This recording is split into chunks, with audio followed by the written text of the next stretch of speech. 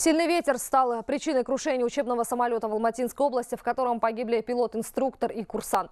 Сегодня в Министерстве индустрии и инфраструктурного развития озвучили итоги расследования. Установлено, что двигатель временно потерял мощность и самолет вошел в штопор. В такой сложной ситуации экипаж не смог справиться с управлением и допустил столкновение с землей. Напомню, трагедия произошла в августе 2017 года на частном аэродроме Азем. В числе сопутствующих причин катастрофы и ряд фальсификаций в документации полетов и несоответствий в работе авиационного учебного центра, руководитель которого сейчас скрывается от следствия. Комиссия по расследованию вынесла ряд рекомендаций.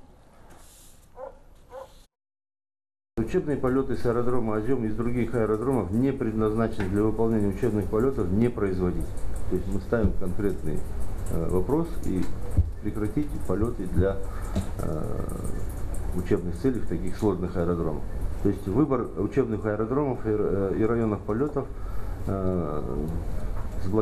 подбирать с благоприятными для обучения рельеф местности и аэроклиматическими условиями. Академии гражданской авиации мы порекомендовали пересмотреть функционирование системы управления безопасностью полетов в структурных подразделениях своих.